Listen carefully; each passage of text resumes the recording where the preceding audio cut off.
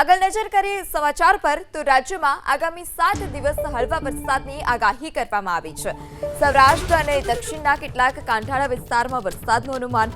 અમદાવાદમાં વાદળછાયું વાતાવરણ રહેવાનું અનુમાન છે। અમદાવાદમાં આવનારા દિવસોમાં વરસાદની કોઈ શક્યતા નથી।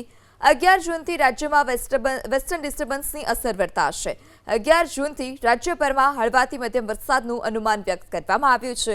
ચોમાસાને આગળ વધવા માટે હાલ અત્યારે સ્થિતિ અનુકૂળ છે। आज का जो फोरकास्ट दिया गया अगले 7 दिन के लिए 9 जून से लेकर 15 जून तक, इसमें गुजरात रीजन में हल्का से मध्यम बरसात का संभावना रहेगा। मेनली आपका जो 4 दिन तक नवसारी, वलसाड, डांग, दमन, दादरा नगर हवेली और तापी के लिए दिया गया है। उसके आगे फिर उत्तर की तरफ और भी कुछ डिस्ट्रिक्ट का हल्का से मध्यम बरसात होने का संभावना रहेगा।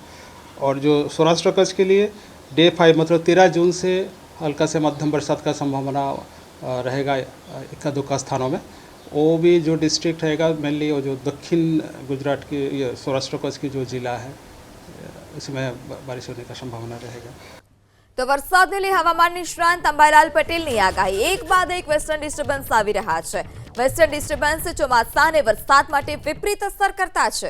વેસ્ટર્ન ડિસ્ટર્બન્સની અસર ગુજરાત પર પણ રહેશે। હજુ પણ પ્રી મોન્સૂન વરસાદની શક્યતા। મહત્તમ તાપમાનમાં ઘટાડો થશે, ઉકળાટ વધશે। ચોમાસું ધીરે ધીરે આગળ વધશે।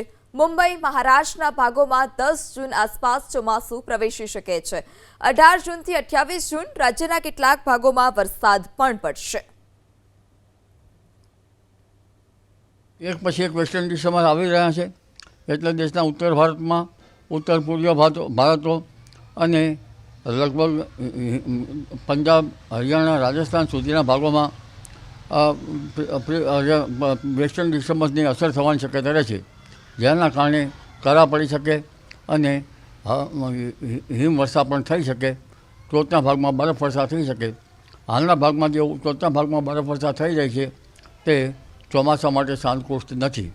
એક પછી એક વેસ્ટર્ન ડિસ્ટર્બન્સ આવી રહ્યા છે તે ચોમાસા માટે વિપરીત ગણી શકાય, કારણ કે ગંગા જમનાના મેદાનો તપવા જોઈએ।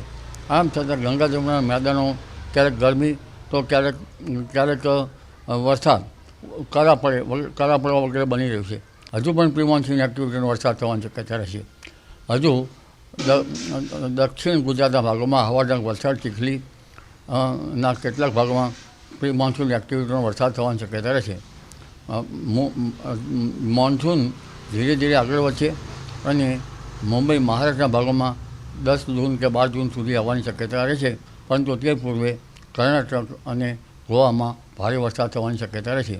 પ્રી મોન્સૂન એક્ટિવિટીનો વરસાદ ગુજરાતના કેટલાક ભાગોમાં ખાસ કરીને રહેવાની શક્યતા રહેશે, પરંતુ ખાસ કરીને દક્ષિણ ગુજરાતના ભાગોમાં હળવો વરસાદ કે છાંટા તો આજથી થવાની શક્યતા રહેશે।